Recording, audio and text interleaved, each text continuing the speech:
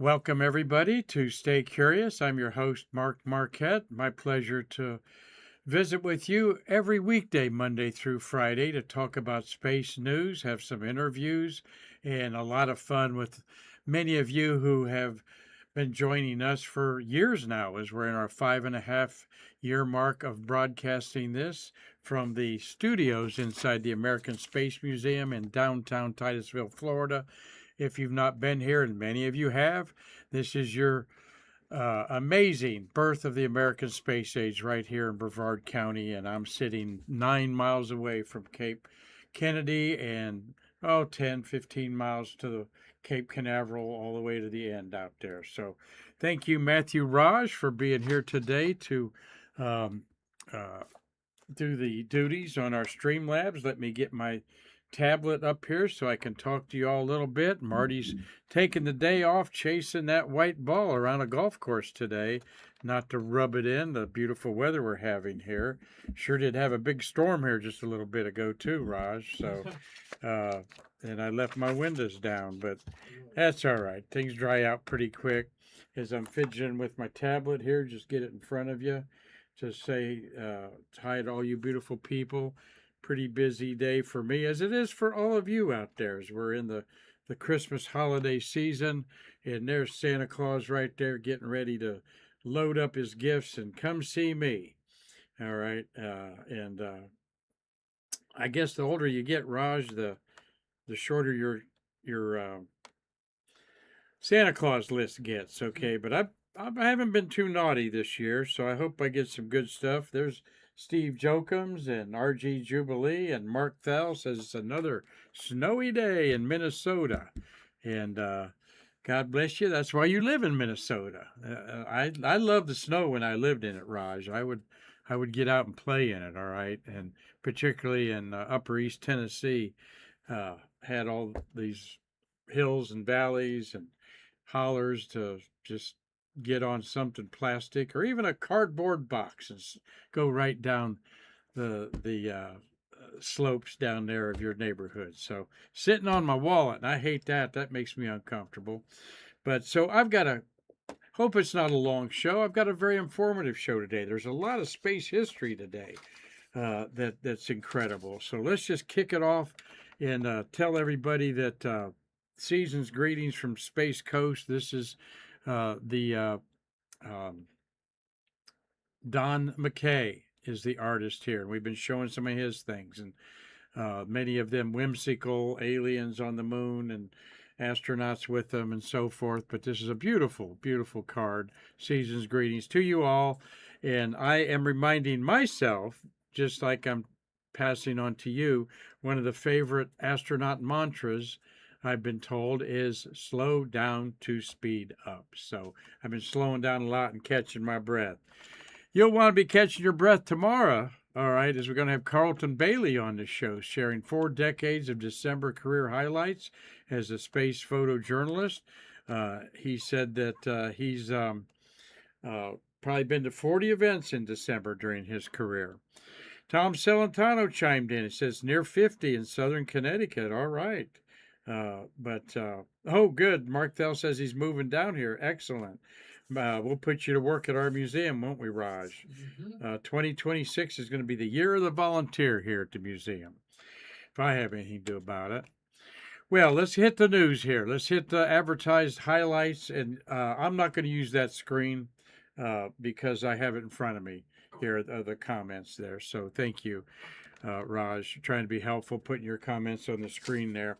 Interstellar Comet 3I Atlas will make its closest approach to Earth tonight at 1 o'clock. Oh my gosh, I got to get out and see it.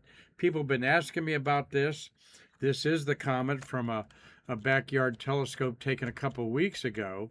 Okay, but it's not going to be that fabulous or that visible, folks, because it is 168 million miles from the Earth, twice the distance nearly from Earth to the Sun. 93 million miles to the Sun on the average, so double that'd be 186, but it is 168 million miles away, way past Mars is closer to us, of course, Venus and Neptune always are, or Venus and Mercury. This is a smudge right in the middle. And I put this up there for Connie McDaniel. This is a sea star image of it from a backyard, and that's the smudge in the middle. This is a professional scope, about 15 images piled on top of each other to get this green comet with is interstellar. It came from another solar system, Raj. It may have been traveling for 1 billion years before it warmed up enough to shed some of its outer skin. It's about the size of Manhattan, 5 miles or so. And here it is in a backyard in Minnesota, looking into the. I think it's in the. I'm not exactly sure where it is. I didn't have a chance to look that up, but there's plenty of places you can. This is what it looked like in binoculars, if you could hold the steady binoculars. So it is photographable, but it is far, far away. And here's a graphic showing you it passed by Mars earlier, and the Earth is on the other side of the sun from Mars. Mars and Venus, in fact, are going to be real close to the sun for the next couple weeks, and then pop up into the Mars is going in the morning sky, and Venus is going in the evening sky. We'll be seeing Venus in about 3 weeks. You'll see the brilliant star after sunset. So there you see the Earth. It's going to actually kind of go close to Jupiter, and unfortunately, we've got the Jupiter orbiter Juno that might be able to take a good picture of it. But all the NASA spacecraft don't have good photos when it went close to Mars. It was just a smudge in the sky. So there's the smudge there. There's a professional scope. So nothing to be alarmed about. It has no alien characteristics. That is all fear-mongering on social media. Every time I see one, I click it and report them as inaccurate and inciting public harm by making people think this is an alien ship coming through our. No. If it was, they would do a U-turn and come to the most resourceful planet in the solar system. We've got water, we've got oxygen, we got all kinds of things that any alien like us would probably want. So this is the third interstellar object to pass through our solar system in the last 8 years.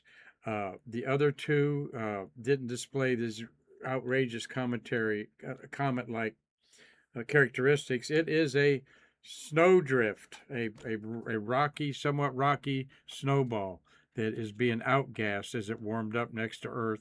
Maybe it left its solar system, was flung out 3 billion years ago, 2 billion years. Our solar system was formed under 5 billion years ago. So this is our scientists will be getting a lot of data from the Webb telescope and Hubble, raw scientific data that they can use for years to figure what this was made of, and is the difference any different from our solar system. All right, a good birthday today. Andy, Sidney Withell Thomas was born December 18th, 1851 in Adelaide, South Australia. He is also a U.S. citizen, became one in 1986. Happy 74th birthday to you, Andy. He's got 4 missions. I'm seeing how many days in space. And he's married to Shannon Walker, an astronaut who was on the Crew Dragon 1. Okay, I think we got a picture of her, maybe. No, he didn't throw a picture of her up there. So just some quick birthday accolades there for Andy. 4-time space shuttle flyer and was an expedition crew member. Happy birthday to you, sir. This is our buddy Chris Marie, who's from Ohio and is a rocket photographer. By the way, we like Carlton Bailey. He's early in his career, while Carlton's at the other side of it, let's say. This is the Rocket Lab launch from Wallops Island last night, in the middle of the night. A Rocket Lab TPS-30 mission named Don't Be Such a Square successfully launched 4 experimental disk-sat satellites for the Space Force. And this is what those satellites look like. They are disks, like a Frisbee disk. This is an alternative to CubeSats, which are a square or rectangle, like a microwave oven you're sending up for communications. So disk sats aim to provide more power and surface area for instruments, potentially replacing CubeSats for defense and civil missions, specifically deployed at about 300 miles up low Earth orbit. Great success there. Awesome shot there, Chris LeMarie, of the engines of that rocket lab taking off. And yesterday was the 122nd anniversary of the 1903 Wilbur and Orville Wright first flight, all right, from, of course, Kitty Hawk, North Carolina. The men grew up and worked in Dayton, Ohio, building all this, and then they hauled it where the winds were just right off the Atlantic coast. Lake Erie was way too wild and violent and unpredictable for them to try to get some wind there. But both states fight over who was the first in flight. But the guys were born in Ohio. Their brains were in Ohio. You know, Ohio people, right? Yep, you do. Interesting facts about these guys. Of course, I'm from Ohio and slightly biased. Okay, on the left there is Orville at age 32. He died at age 76 of a heart attack. He got to see, 1948, he saw tremendous development in flight. All right, not quite the space age, but close to it. But however, his brother Wilbur, with the mustache that was called the Chevron, that mustache had a name back in the day, called the Chevron. He died of typhoid fever or salmonella in 1912 at age 45. So he just had 8 years, actually 9 years after becoming famous to enjoy that. And neither Wright brother ever married. Okay, nothing wrong with that. But Wilbur was the most energetic, the guy with the Chevron mustache there. And Orville, who was the younger, he lived a long, long life. Think about that. He got to see Lindbergh and all that good stuff. So, all right. We want to get into another piece of history today. There's Kill Devil Hills there, outside of Kitty Hawk is actually where they flew on the Outer Bank. Beautiful area there if you've never been there in the summertime. It's awesome. And there they are in their Wright Flyer. Okay. On this date in space history, Project Mercury was named on December 17th, 1958. So the newspapers were full of America's first spaceship in 1958, called Mercury for the Fleet One of the Roman gods. And NASA Administrator Keith Glennon made that announcement. And he was quickly replaced by James Webb later in 1959, I think.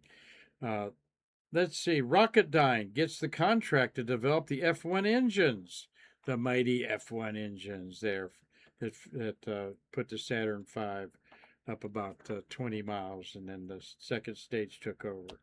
And also on this date, December 17th, yesterday, the last interplanetary, if you will, interstellar spacewalk was done by Ron Evans.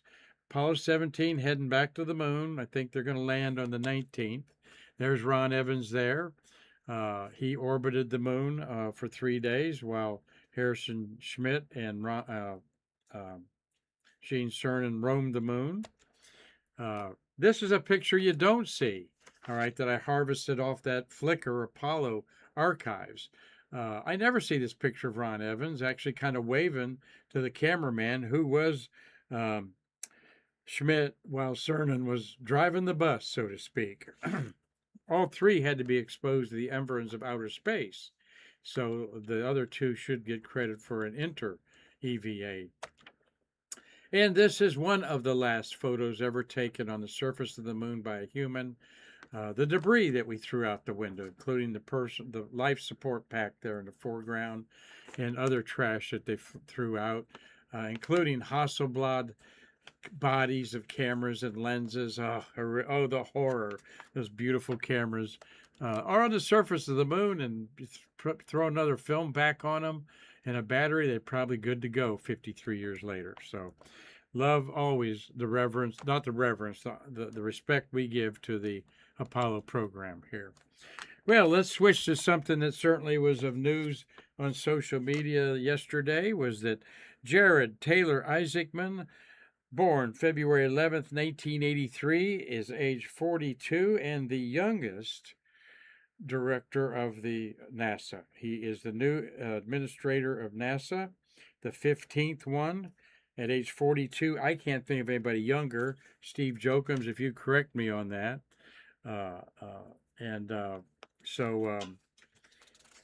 We got James Gibson watching from northern Alberta. Love that, James. Lots of sun dogs this time of year. You'll see a sun dog in the daytime, particularly after a snow or atmospheric moisture, and that's the bright lights on either side of the sun.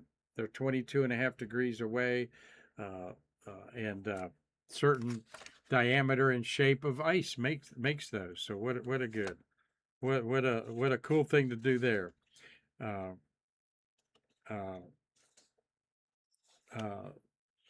Steve Jokums is challenging me on that, Steve, and nope, I'm very detailed on these notes. Wilbur had the mustache and died in 1912 at age 45. But if I got that, I'll check that out there. So let's get into Jared Issacman here.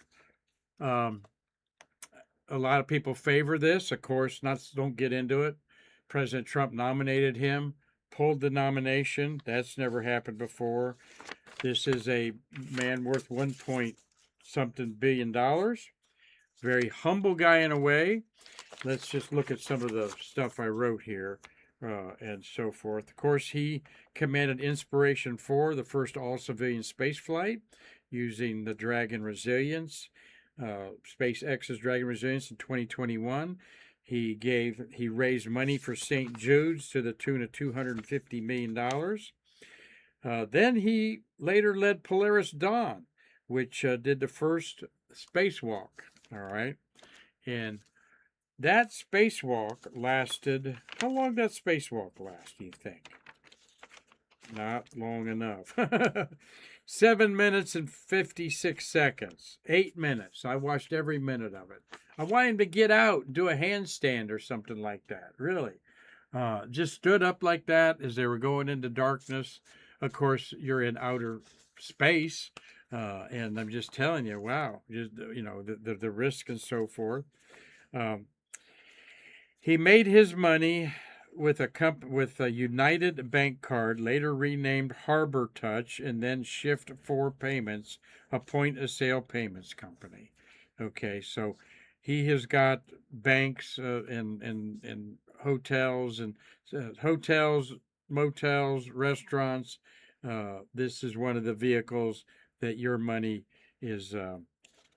goes through, and then of course that's why you get a charge for it. Is because he's making money off some of them. There's other companies like that, of course. And Embry-Riddle, Aeronautical University graduate. All right, Embry-Riddle's right up the road here in Daytona. Ron Guerin graduated from there, as did our astronaut friend Nicole Stott. So he's got 7 days and 21 hours in space, almost 8 days in space. That's more than some shuttle astronauts we see out there that we talk to. There he is with his childhood sweetheart and his 2 daughters, a picture a couple years ago, I think. He is just an amazing family guy. He married his childhood sweetheart, all right? He dropped out of high school because he was bored with it, and he decided he'd start making money, and he found a United Bank card in like his basement type of thing. A highly qualified multiple military jet aircraft pilot. He co-founded Black Diamond Jet Team in 2010 that performs at air shows. All right. During this time, He tried to break some records, circumnavigating the world. He received the call sign Rook during jet fighter training. I think that refers to a chess piece, Rook. One of the, if you play chess, you know how to use your rooks, or any of your pieces. You can be a rook player and be very effective on there. So, he again had over 3 hours of testimony. Lots of astronauts supported him. I did get to see him talk at SpaceCom about 2 years ago. Our executive director, Gabriel Rothblatt, had him as the featured speaker at back in June at the International Space Development Conference in Orlando that Gabriel's the chairman of this big event. About 3,000 people show up to it. So I don't have any pictures of that, but he said he was really a good guy. And it was just after his nomination was pulled in June, too. So that was interesting. He didn't have any bodyguards with him, I thought, interestingly enough, too. Anyway, so some of the things he said. We have 3 astronauts that I met. Katie Coleman, very high on him, saying that he will honor all the values of NASA. And I don't know if you can read that better than me. Can you read that at all? I meant to print those out and didn't. But she said that he will be involved with all the NASA, all of them. That's Ron Guerin there on the left with Katie Coleman, both been on expeditions to space station. Michael Lopez Allegra, L.A., said, congratulations. Can't wait to work with Rook. All right, this man's been to the 2 shuttle flights to this International Space Station and then 2 Axiom flights to the International Space Station. Axiom's the private company that he and Peggy Whitson, 2 very experienced NASA astronauts, Peggy, the most flown woman in the history of eternity. L.A. is a cool guy. I met him. We're efforting him for Shuttle Fest, by the way. Could come because he rode a Soyuz spacecraft to the Mir space station. 1 Soyuz, 1 shuttle, and 2 Axiom. And he will fly again, I'll bet you, on an Axiom mission. I think he's 60-some years old. Great shape. And then our friend Nicole Stott, she says what an awesome earthling Jared is and what a great administrator he's going to be, as he is cognizant about our planet is a spaceship. And there's Jared during the confirmation hearings there. So a couple things. He is supporting Artemis 2 to be launched maybe as early as the first week of February, and Artemis 3 going to the moon and landing using the Space Launch System rocket and Orion spacecraft. But he questioned the long timelines and high costs of these systems, asking, why is it taking us so long? And why is it costing so much to go to the moon? Okay. And he emphasized transparency, independence, and a dual-track approach to the moon and Mars. A lot of people don't want to go to the moon. They want to go straight to Mars. Okay. They think the moon's a waste of time. We've not been to the moon in 53 years. Don't you think we need a little warm-up before we go from 240,000 miles from the Earth to 30 million miles away from the Earth, a distance that 4 times 30 is 120 times more further? You know, we need to test a lot of things. And this Artemis 2, I'm hearing some scary things about the environmental control system. First time humans have used it on Artemis 2, this new system. So a lot of people, including some of you, like Issacman, but he is in favor to move Discovery. Oh, no way. Just lost my vote there, Tom Celentano. He has asked the White House to put back the NASA science budget. He supports that, and no cuts in NASA is what he's looking at.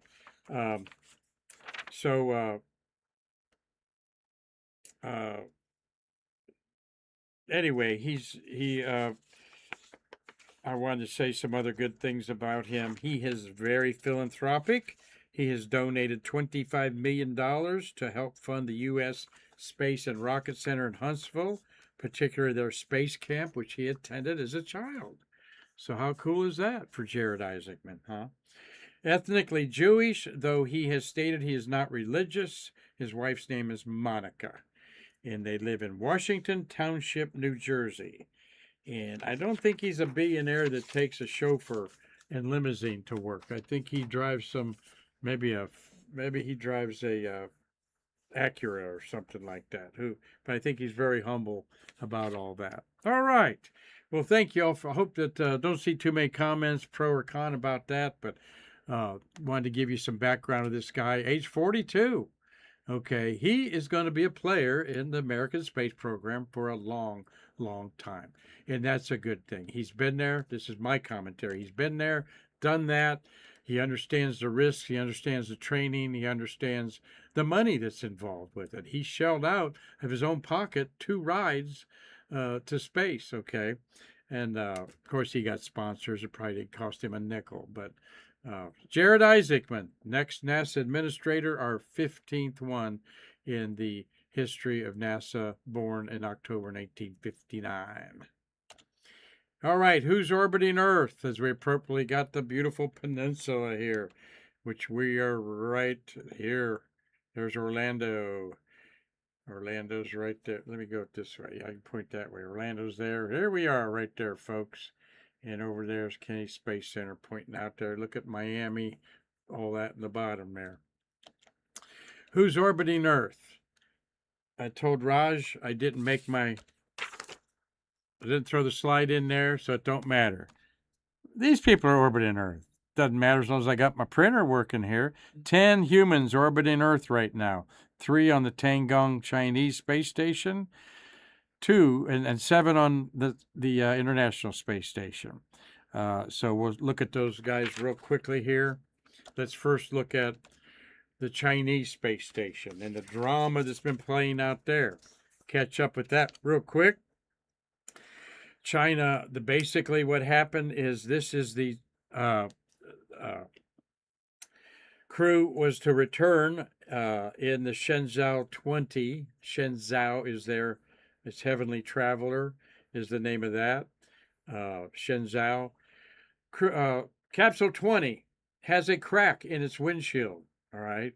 And so they noticed this from space debris. So they couldn't bring him back in it. So the crew 21, Shenzhou 21, docked with them. And so they, and after they were up there 5 days, up there 2 weeks actually, and determined that the 20 crew couldn't go back in the 20 capsule, the 21 crew that was just up there for a few days gave their capsule up to send back the crew 21. All right, let me go right as we're looking at that. So what we've got, so they sent up a rescue ship called 22.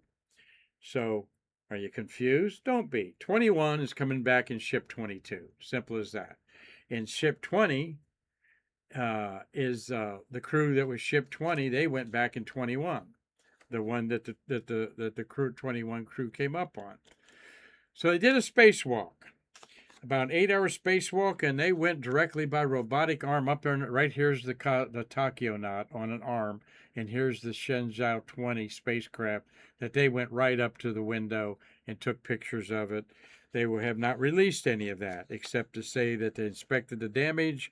The window did have some cracks in it, and they think it's damaged by space debris, which a fleck of paint going around the Earth at 17,000 miles an hour, when it hits something, it's going to put a dent in it or a crack, even if it's microscopic, and that could even cause problems. So they checked that out, and they're going to probably send the Shenzhou 20 module back to Earth at some point in time. If it burns up, that's fine. There's no people in it. If it doesn't, they'll see how durable that windshield that the window is on their spacecraft is. Okay, so here's their Shenzhou spacecraft. Okay, let me go back to the Tachionauts here. There they are. And they've been up there. You've got Zhang, Wu, and Zhang up there. All right. Zhang on the left is the commander. This is his second flight. He was on Tiangong a year and a half ago. And they're in their 48th day, their 49th day in space. Wu and Zhang in the middle and to the right, they're rookies. So they got 49 days in space. And who did the spacewalks, just for curiosity? Zhang, the commander Zhang on the right, and the rookie Wu in the middle. They did the spacewalks there. Zhang Wu Zhang up there for 49 days. And here's what they're the Shenzhou, and you barely see the solar panels there. Shenzhou looks like is a knockoff of the Soviet Soyuz spacecraft. All right. And here's an actual picture of Tiangong, the Heavenly Palace, orbiting the Earth. Looks like they got plenty of power. They've got the docking ports are on either side. See, you've got a cargo ship right here on the left, and the Shenzhou spacecraft on the right there. So, and this is, of course, then they dock the other one on the port behind us towards the Earth. All right, up in space on the International Space Station, of course, is our international crew of the space station, part of the commercial space program also. You got Christopher Williams, NASA's newest astronaut in space. This crew came up in a Soviet MS-28 spacecraft on November 27th, right after Thanksgiving. They've been up there 22 days, so they about figured out how to fly like Superman through that thing, I'll bet. Chris Williams is up there. Sergey in the middle. This is his second flight, his second expedition. He's on his 207th day. And Sergey on the right is up there 22 days with Christopher up there. So, many of you have heard about the damage to the pad out at Kazakhstan, where when this crew was launched up there, the rocket damaged on the right. You see part of the gantry fell down all the way down in this dark area here in the center. This is where where a lot of stuff fell and broke up. Here's the close-up picture of that area in there, taken off of a Facebook page. So, a lot of doubt of, man, this is our access to space. With the Elon Musk SpaceX Crew Dragon, the only two things we can use. This is going to set back the expeditions and so forth if they don't get this fixed in time. Well, Russia's space agency Roscosmos says it expects a damaged launch pad ready at the end of February 2026 in a statement issued 2 days ago, December 16th. The Russian Baikonur Cosmodrome, leased from Kazakhstan, all right, a country, remains a critical site for Soyuz missions, including flights to the International Space Station. Any sustained damage to the infrastructure can disrupt the launch cadence, raise the cost of a launch, and force schedule reshuffles along all kinds of, well, all the nations involved, ESA, America, and Russia. So they do have a plan to repair it. It looks doable by the end of February. So hopefully they get that back in. The Soyuz 28 is going to be up there until they're in their first month. So January, February, March, April, May. They're going to probably be up there at least till June, I would think. All right, who's else in space of the 10 up there right now? Yeah, Spanky in our gang. Okay, Michael Fink. His nickname is Spanky, and he is the most seasoned of these astronauts. This is his 521st day in space. They've been up there for 140 days. Okay, that's 4.5 months. They're scheduled to come back in February. But hold on, we're going to talk about the Crew 12 that's going to replace them. A little melodrama in that crew. Zena Cardman, rookie, up there now 140 days. Michael Fink, up there is his third mission. Kima Yui, oh, I left out Japan. Yeah, I said ESA, America, Roscosmos, and you've got the Japanese Space Agency, JAXA, involved. Oleg, this is Kimia's second trip to space. This is his 281st day. And Oleg on the right, rookie, just like Xena, 140 days. So they're starting to think about missing Christmas and their family and other holiday events the first of the year. So they're planning on coming back sometime in February. But when? Well, that let's talk about SpaceX Crew 12 is planned to be the 12th operational commercial crew program flight and the 20th crewed flight of a Crew Dragon. When are they going to launch and who's up on it? They're talking about the end of February, February 15th, no earlier than, okay? And the crew is going to be these four, except the guy on the left got cut. He's cut from the team. The guy on the left is Oleg, okay, Artemyev. He is replaced by a very seasoned cosmonaut, Andrei Fedyaev, okay. You have in the back is Jessica Meir. Jessica did a long duration on the International Space Station with Christina Cook. They did the first all-female spacewalk about 4 years ago. Christina Cook is going to, of course, she's on Artemis 2.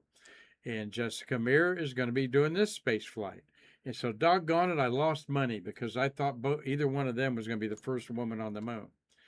But I'll bet both of them are happy to maybe just get another flight in, and then maybe they could return to the moon. The blonde there working, and this is a great picture to show you. They're going to do something. It doesn't look like food, but maybe it's an experiment or something. And they're all, maybe it is food. I can't tell there, Raj. But they're all handling things in that space bag that's going to be in the spaceship that looks like a mock-up of something on the right there, the metal. The other lady is Sophia Adenot, Adenot. She's from ESA, and the ESA astronauts pick a particular theme for their mission. I'll show you hers in a minute. Jessica Meir is nicknamed Goose for some reason. And in the foreground, to the right, is Christopher Jack Hathaway.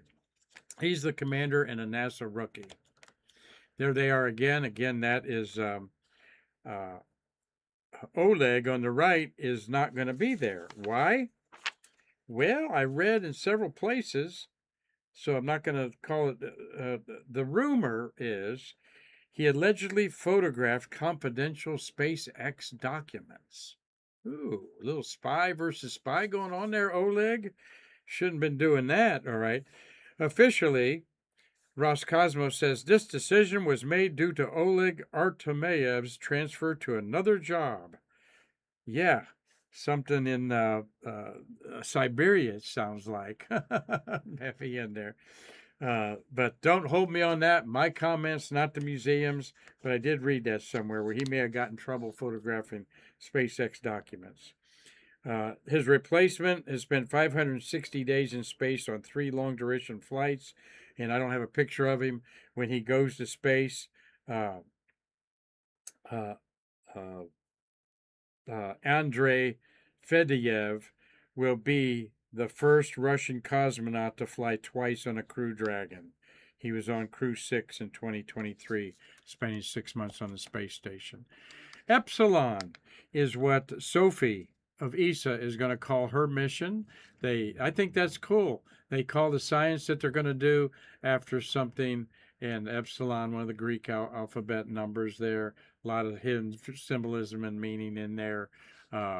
We've had the 2 crows. I forget their names. But our friend Alex Carl, hope to see you in February when you come. And what we know we'll see him. I hope he's coming for this launch. He usually does, Alex being a communicator with the cosmonauts and other astronauts on the space station for ESA. There's Jessica Meir with Jack Hathaway there. So they're training. This crew wasn't announced till like about a few weeks ago even. And even Wikipedia has the pilot and commander aren't determined. He's going to be the commander. She's going to be the pilot. All right. So I hope you've enjoyed that quick look at space history here. And I'm going to end our program with some, current events, I mean. Quick look at current events. I'm going to end our program with some nice space history. Yes, Connie McDaniel's on there. And go back here to Michael Fink in the middle there, Spanky. He took Rupert, the mascot of Sands Space History Museum at Cape Canaveral's port out there. And Rupert is their space armadillo. And though we've not seen pictures of him yet, Jamie Draper, the executive director, says he's confident there will be some. But NASA's not, I guess they're not going along with, the good PR they would have by showing Rupert in the cupola. All right. So, but Mike Fink's in charge of that, and he'll get it out there and take a picture of it one day, or maybe he has, and just not send it back to him. So, thank you all for watching there. Thank you, Connie, for reminding me of that. And as I'm going forward there, let's see, Fred Kleiner, good point. He doesn't drive a limousine, Matthew, because they're hard to park. Okay, exactly. And yes, the Janet Gretsch, it does look like the Mir space station, Tiangong. In many ways, they copied a lot of the Russian were partners with them, and then Russia invaded the Ukraine, and therefore that soured China a little bit. Okay, because they were going to have cosmonauts go to the Russian Tiangong space station, and Russia thought they would have, on America, on the International Space Station in China. All right, what we're going to talk about is something very dear to my heart that happened right in this room, so to speak, our Cape Canaveral gallery here that we're so proud of. And that is Project SCORE, Signal Communications Orbit Relay Equipment, the world's first communications satellite, launched today in 1958, and it relayed a Christmas message from President Eisenhower to the world. All right. It captured world attention by broadcasting this message via shortwave radio from U.S. President Dwight D. Eisenhower through an onboard tape recorder. The satellite was properly dubbed the Talking Atlas, but it wasn't a satellite as much as it was the whole Atlas rocket went into space, and it never separated from anything. But this was a kind of a geopolitical strategy to show the world that we were going to conquer space, not as a country conquering other countries, but as a country wanting to conquer it for all the world. Okay, there's the launch. Atlas missile used to launch it looked like that, and there's a great drama behind it here. Let me tell it to you right now. There is the Atlas rocket that there's over 350 Atlas rocket first stages in the Atlantic Ocean. All right, and now Elon Musk has landed over 500 first stages of his Falcon 9 and reused them. I think the other one the other day was the 40th time they used it. It's just incredible. But this was the world's first purpose-built communication satellite, and the first broadcast of a human voice from space, and the first shortwave radio, okay, where they uploaded a communication to a satellite and then downloaded the information. All right. Here is the Atlas rocket. It had 3 engines that got it to space. The middle one called the sustainer. All right. And then the second stage for other missions was either Centaur or Titan. All right. And the Titan was used as a target vehicle for Gemini spacecraft. So look at the bottom, and they call this the boat tail because so many of these space workers had boats. It looked like the boat of a nice Chris craft. And that whole part comes off with the 2 engines on the outside. The 2 engines don't drop off, okay? That whole bottom section comes off, leaving the middle rocket exposed to get it to orbit up there. And so here is Glennon with Hugh Dryden and President Eisenhower on the official day of NASA becoming NASA, October 1st, 1959. So to pull this off, okay, they want it to be top secret. Signal communications by orbit relay. It was the Army satellite, 80 feet long, 10 feet in diameter. The Atlas missile was used as the platform. The spacecraft body served as an antenna. Okay. And this is what was put aboard and something important taken off. The overall program was conducted in such secrecy that only 88 people were aware of its existence. Before the date of the score launch, December 18th, 1958, 53 of the 88 people were told that the program had been canceled and they were not to mention it to anyone that it ever existed.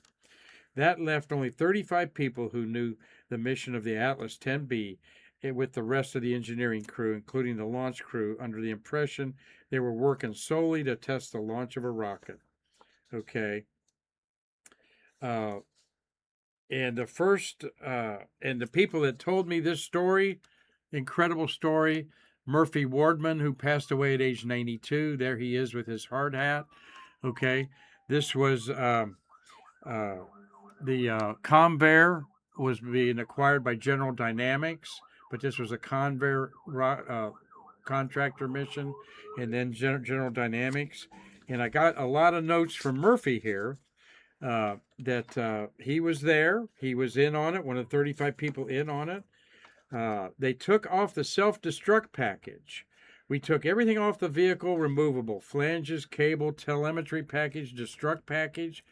This is the only vehicle launched without a destruct package, which if it was errant and going over Titusville, they'd blow it up. So no one in the blockhouse knew what was going on except the test conductor. All right. And Murphy, he was the lead electrical engineer because he helped with this man, okay, Jim Harrington, God bless him. He passed away about a year ago. Jim launched about 15 shuttles as the launch director. But Jim, more importantly, put together how are we going to bring the shuttle back from California when it lands, if it has to land out there. And he put all that spacecraft, space shuttle aircraft together, shuttle carrier aircraft together, the SCA, how to do it, the logistics. That was this guy's brainchild. And I was honored to be the speaker at Jim's eulogy, Jim Harrington, when he passed away. One of the honors of my life to talk about this man, one of the real hidden figures in there. But he was in on it as an engineer, and him and Murphy and other people took out, this is what they put in the tape recorder. Now, when it got to space, Eisenhower, Murphy said that it got launched. The panel operator told the test conductor he wasn't getting any signals. There's nothing on the spacecraft. We're not getting any signals from the telemetry package, the destruct package. He was told, don't worry about it. Range safety hadn't seen anything going on. Generally, range transmitters would send a destruct mission. You're a go, Murphy said. Just don't worry about it. The launch team had no clue where the rocket was going. And Eisenhower was at a dinner with the Polish ambassador from Poland, one of the bloc countries around communist Russia. And at the supper, he told this Polish ambassador what was going to happen. That he believed they were going to, the largest package ever to go to orbit at the time. He told the Polish ambassador, because he knew the Polish ambassador would get on the phone and tell the Russians, hey, they're doing something big. And an intercontinental ballistic missile that the Atlas rocket was could have a warhead on it, okay, orbiting the Earth. But instead, it was an interface to a satellite where they sent a signal to the recorder. The recorder repeated itself and communicated with satellite and sent it back. All right, a very weak signal. Everyone was surprisingly enthusiastic to be that secret launch without a destruct package was unheard of, Murphy said. We were blowing Atlases up right and left. Really, that was the thing, was they blow them up, but they would always know what blew that up, and it never happened again. Okay, so And God bless Jim Harrington, who tells this story on a Stay Curious episode 4 years ago, maybe. Look up Jim Harrington, Herrin. No, it's Harr. The astronaut um, uh, bones is Herrington. Okay. Um, okay, so they got it up to space. It's orbiting. Okay. And then the broadcast comes. There's Jim. We have we honor this score. This was an official thing that everybody got that signed it, that they were part of this historic first communication from space. Of course, Jim was a Miami fan there. And God bless you, buddy. He was really a great, good guy and lived a good, long life. And again, I just mentioned as I was racking these pictures to share a mental note to share with you all. What a privilege I have to get to know these people. Raj, you're getting to know some of them. They are the leaders of America's space age in its infancy. They took us from the cradle, okay, to the moon. All right. And that is no big exaggeration. That's why we do Stay Curious, to have stories like this with Murphy. Murphy's on Stay Curious, okay? He did a really good show with us. We had a big screw up in the middle of it, but Murphy's on there. Murphy also put together our most popular video on YouTube, and that is the explosion one, where there's mishaps and blow-ups, and that's been seen more than anything up there. I miss Murphy. Murphy, when I first met him, I said, "I'm Mark. I'm the new docent here." And who are you guys? And Jack Martin was sitting across from him at the docent table. He passed away also. And Murphy threw his hands up in the air, Raj, and says, "Oh, you don't want to talk to me. You don't want to talk to us. We're the unmanned." I go, "Why? Of course I want to talk to you." He said, "We're the unmanned portion of this museum. Everyone wants to talk to the astronauts." And I'm going, "No, I want to talk to you." And I become another good friend of this man. When he was had COVID, had to go to a nursing home. I was there with him. Passed away August, a year ago. Miss him dearly, as we do Karen Conklin, our executive director, who passed away in August, and Jack Martin also passed away in August. And all three of them were at the funeral home at the same time. You can't make that up. Because Karen called them the Liars Club when they both showed up on Thursday to tell their tales. They were the Liars Club here. So blessed am I to get to know these people, but even more blessed to share their stories with you. Now, I'm like the American Pickers, which I've been watching a lot of. This is the history of America's space age, and we never want it to die. All right. Here's the writing there. Murphy's name's on there. Jim Harrington's on there. Operation Score launched on this date in 1958, and and this is what it looked like orbiting the Earth. The whole rocket went up there. Okay. The payload's up at the end there, but it was also a pretty good indication that if they wanted to put a nuclear warhead, we could do it. And in 1958, this was, of course, a year and a couple months after Sputnik in 1957. But we're orbiting this whole thing that weighed, I don't know how many tons this weighed, but it's huge. There you see the sustainer rocket in the middle. Here's what was said, folks. According to the official history, by the way, of the Advanced Research Project Agency, the voice message was from Army Secretary Wilbur Brucker.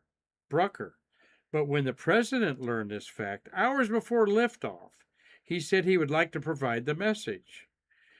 So his tape-recorded message was hand-carried to Cape Canaveral, but by then the payload was locked and ready to launch. So they decided to launch it with the Army message, then erase it while in space and upload the president's message to replace it. That's a little-known fact, folks. It was actually launched with, on that tape recorder I showed you, Army Secretary Wilbur Brucker. But the President Eisenhower said, "I want to deliver that message." They uploaded it and downloaded it to a tape recorder orbiting the Earth in 1958. Think about that. The effort was successful, and here is the transmission from President Eisenhower from space. Quote, "This is the President of the United States speaking. Through the marvels of scientific advance, my voice is coming to you from a satellite circling in outer space. My message is a simple one.